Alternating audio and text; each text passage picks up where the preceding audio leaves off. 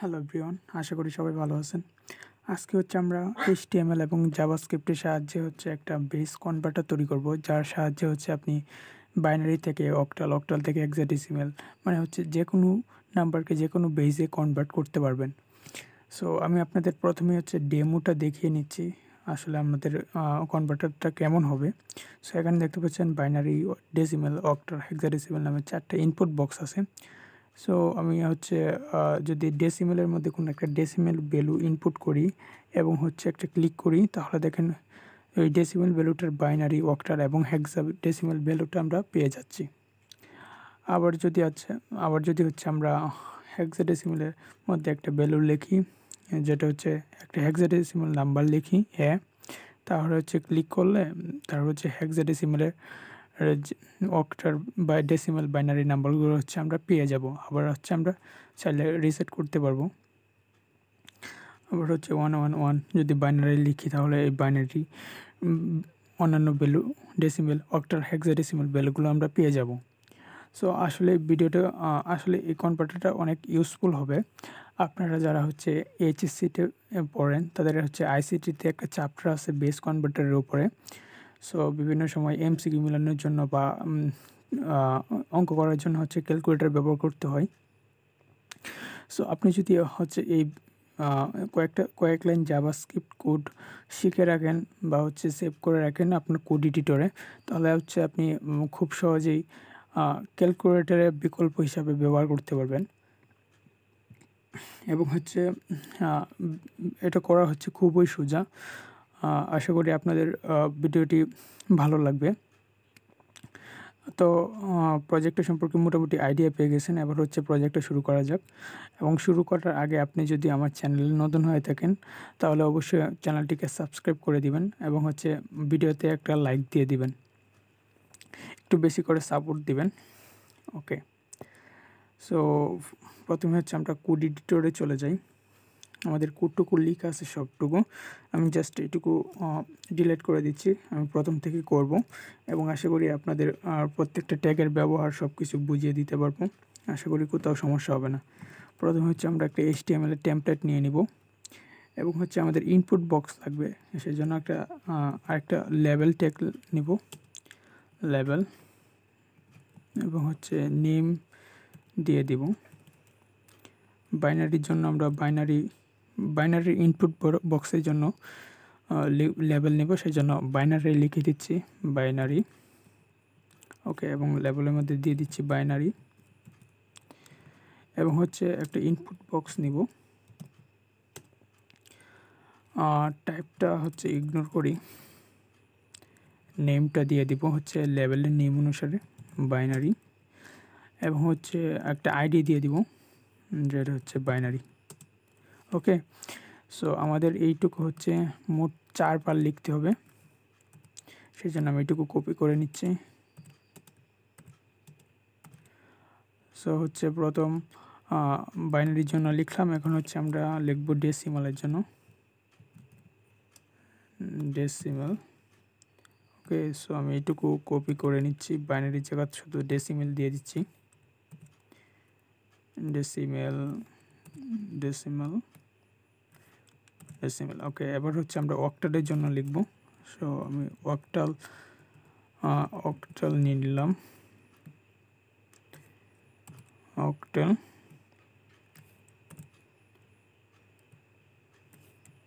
Octal, name octal.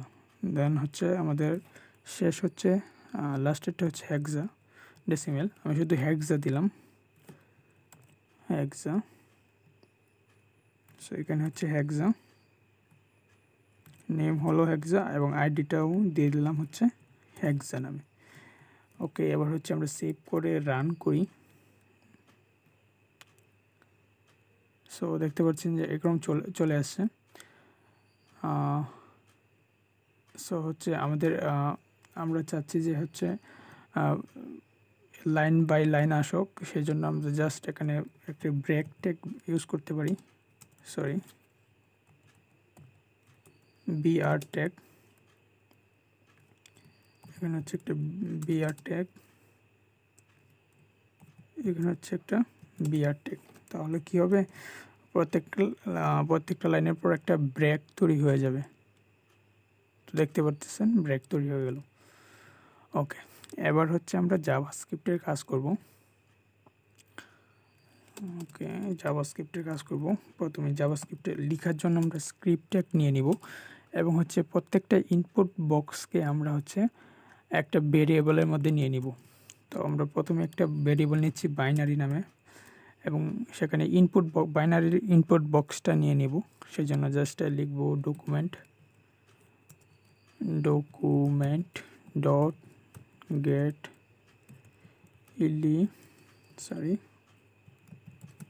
Element by ID. Okay, আমরা binary input বক্সের মধ্যে বাইনারি নাম দিয়েছিলাম, সেই জন্য হচ্ছে আমরা বাইনারি দিয়ে দিব। আরেকটা ইনপুট বক্স নিয়ে আরেকটা ভেরিয়েবল নিলাম, সেটা হচ্ছে ডেসিমালের জন্য, decimal equal document dot get element by ID decimal. Okay, then হচ্ছে আরেকটা ভেরিয়েবল নিব যেটা হচ্ছে octal-এর জন্য, octal হচ্ছে document dot get element by ID octal। Last হচ্ছে আমাদের হেক্সাডেসিমালের জন্য, সরি এখানে হচ্ছে ডকুমেন্ট টি হবে document dot get element by ID hexa. Okay, আমরা সবগুলা নিয়ে নিলাম। এখন হচ্ছে আমরা যখন ইনপুট বক্স, সাপোজ হচ্ছে আমরা বাইনারিতে লিখলাম কিছু এবং যখন হচ্ছে বাইনারি ইনপুট বক্স থেকে অন্য কোথাও ক্লিক করলাম, তাহলে তখন হচ্ছে আমরা একটা ফাংশন রান করব। সেই জন্য হচ্ছে আমরা একটা অন চেঞ্জ একটা ইভেন্ট যুক্ত করে দিচ্ছি, অন চেঞ্জ, এবং তারপর হচ্ছে একটা ফাংশন রান করবে, সেটা হচ্ছে বাইনারি। ওকে, আমরা যেহেতু ভেরিয়েবলের নামও বাইনারি, সেজন্য আমরা জাস্ট বাইনার দিলাম। ওকে, দেন হচ্ছে আমাদের একটা ফাংশন রান করব। ওকে, এবার হচ্ছে আমরা ফাংশনের কাজটা বলে দিই, সেটা ফাংশনটা কি করবে। ফাংশন বাইনার। ওকে, এবার ফাংশনের কাজটা আমরা বলে দিব। তো ফাংশনের কাজটা হচ্ছে আমরা যখন হচ্ছে বাইনারির ইনপুট বক্সে কোনো চেঞ্জ করব, তখন সেইটাকে সে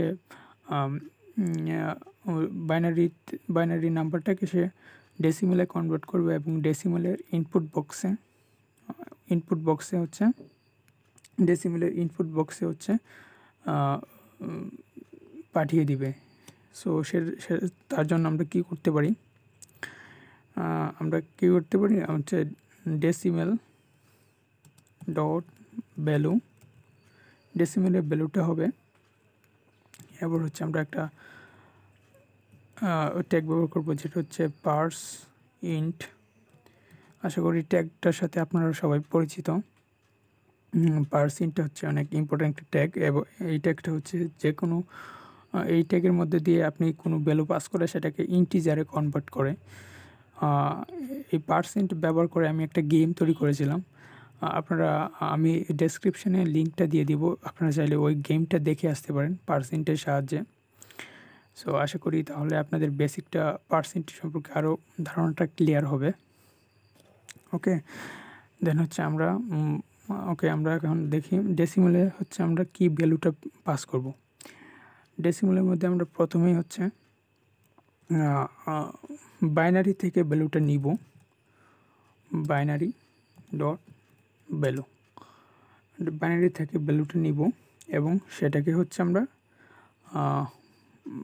সেটা যদি বাইনারিতে নাও থাকে তো হচ্ছে আমরা বাইনারিতে কনভার্ট করব। সেই জন্য বাইনারি বেস হচ্ছে 2 সেটা দিলাম এবং হচ্ছে আমরা ডেসিমেলে কনভার্ট করব, সেই জন্য দেব টু স্ট্রিং এবং হচ্ছে ডেসিমেলের যেহেতু হচ্ছে ডেসিমেলের বেস 10, সেই জন্য আমরা দিয়ে দেব 10। ওকে, এবার যদি হচ্ছে আমরা সেভ করি, রান করি, সো আমরা বাইনারিতে একটা ট্যাগ নিলাম, একটা নাম্বার নিলাম 1010 এবং দেখতে পাচ্ছেন ডেসিমেলে চেঞ্জ হয়ে গেল, যেটা হচ্ছে 10। আবার আরেকটা নিই 11111, ওকে। তো দেখতে পাচ্ছেন ডেসিমেলে চেঞ্জ হয়ে গেল। সো এইভাবে হচ্ছে আপনারা সেম প্রসেসটা হচ্ছে আমাদের ডেসিমেলের জন্য করছি, এখন হচ্ছে অক্টালের জন্য করতে হবে। সেই জন্য অক্টালে একটা ভ্যালু পাস করব, সেই জন্য দিব অক্টাল ডট ভ্যালু, এবং জাস্ট এখানে অক্টালের বেসটা দিয়ে দেবো, যেটা হচ্ছে 8, ওকে।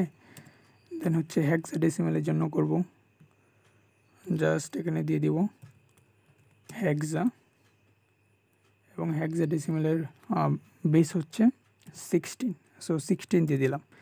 এবার হচ্ছে আমরা রান করি।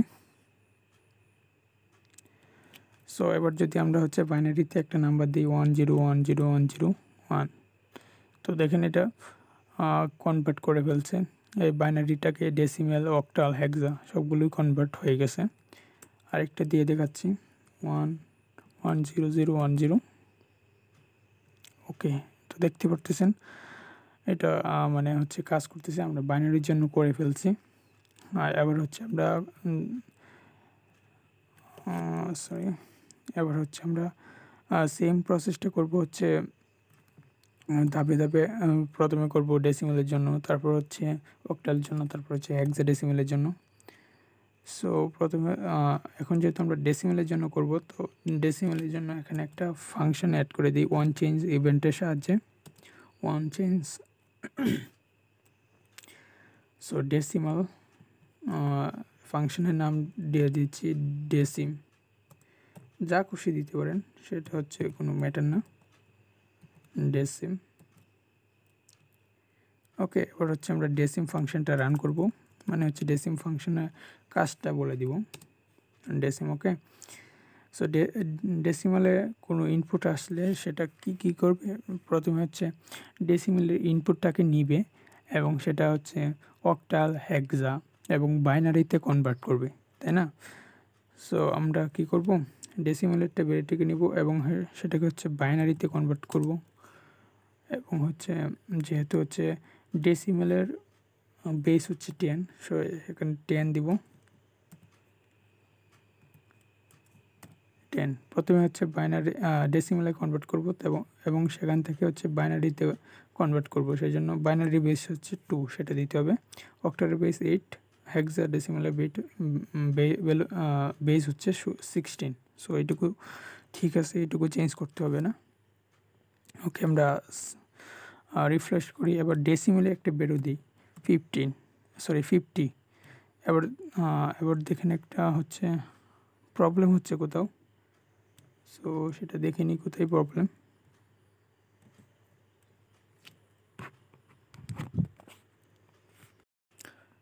সো এইখানে হচ্ছে আমাদের প্রবলেমটা হচ্ছে,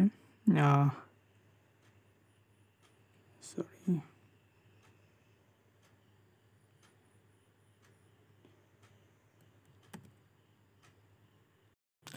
সো এবার হচ্ছে এখানে যে মিস্টেকটা ছিল সেটা হচ্ছে আমরা এখানে বাইনারি ভ্যালু নিছি, কিন্তু এখন যেহেতু আমরা ডেসিমেল থেকে নিব, সো এখানে ডেসিমেলের ভ্যালু নিতে হবে। সো এটুকু জাস্ট আমাদের মিস্টেক ছিল, বাইনারি চেঞ্জ করে এখানে হচ্ছে ডেসিমেল হবে, এখানে হচ্ছে ডেসিমেল হবে। এবার আমরা রান করি আবার, ওকে। এবার যদি আমরা ডেসিমেলের একটা ভ্যালু দিই 50, দেখেন এখন কিন্তু কাজ করতেছে। এইভাবে সেম প্রসেসে আপনারা হচ্ছে অক্টালের জন্য করবেন, হেক্সাডেসিমালের জন্য করবেন। আমি জাস্ট আরেকটা অক্টালের জন্য দেখিয়ে দিচ্ছি, আপনারা হেক্সাডেসিমালের জন্য করবেন। সো এখানে ওয়ান চেঞ্জ একটা ইভেন্ট দিতে হবে, ওয়ান চেঞ্জ অক্টা লিখে দিই, ওকে। হচ্ছে ফাংশনটা হবে অক্টা, ওকে। দেন হচ্ছে যেহেতু অক্টাল আমরা অক্টাল থেকে ভ্যালু নিব, সুতরাং অক্টাল এখানে পাস কিছু দিতে হবে না, জাস্ট এটা চেঞ্জ করে ডেসিমাল দিয়ে দিব, ডেসিমাল, ওকে। এবং অক্টালের বেস হচ্ছে 8, সো এখানে 8 দিতে হবে, এখানে 8 দিতে হবে, এখানে হচ্ছে 8 দিতে হবে। এবং বাইনারির বাইনারির যে বেস সেটা হচ্ছে 10, সরি 2, বাইনারি বেস 2 এবং ডেসিমেলের যে বেস সেটা হচ্ছে 10। ওকে, 10। এবং হচ্ছে আমরা এখন ভ্যালু নেব হচ্ছে অক্টাল থেকে, সেই জন্য হচ্ছে জাস্ট এখানে অক্টাল দিয়ে দিব। ওকে, এখানে হচ্ছে অক্টাল এবং এখানে হচ্ছে অক্টাল। জাস্ট এইটুকু হচ্ছে আমাদের কাজ। এখন যদি আবার রান করি এবং অক্টালের ভ্যালুটা প্রিন্ট করে আপনাদের দেখাই, অক্টাল একটা ভ্যালু দিলাম, তারপর এটা হচ্ছে কনভার্ট হয়ে গেল। ডেসিমেলে একটা ভ্যালু দিলাম, আবার ক্লিক করলে এইটা হচ্ছে ডেসিমেলে কনভার্ট, সব কিছু ডেসিমেল ভ্যালুটাকে কনভার্ট করে দিল। আবার হচ্ছে বাইনারিতে নিলাম,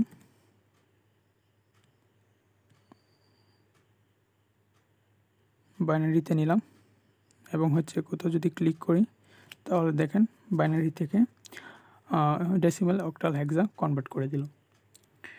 সো আপনারা সেমভাবে হেক্সাডেসিমেলেরটা করবেন। আমি জাস্ট এখন হচ্ছে রিসেট নামক যে ফাংশনটা তৈরি করেছিলাম সেটা কিভাবে করতে হয় সেটা দেখিয়ে দিচ্ছি, কিভাবে রিসেট করা যায়।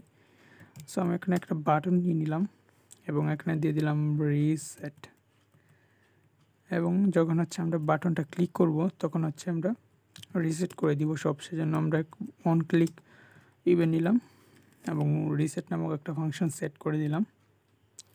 সো এখানে রিসেট ফাংশনের কাজটা বলে দিই, রিসেট। ওকে, দেন হচ্ছে এখানে হচ্ছে আমরা কি করব, রিসেটটা যখন ক্লিক করব তখন হচ্ছে বাইনারি ডট ভ্যালু ইকুয়াল নাল,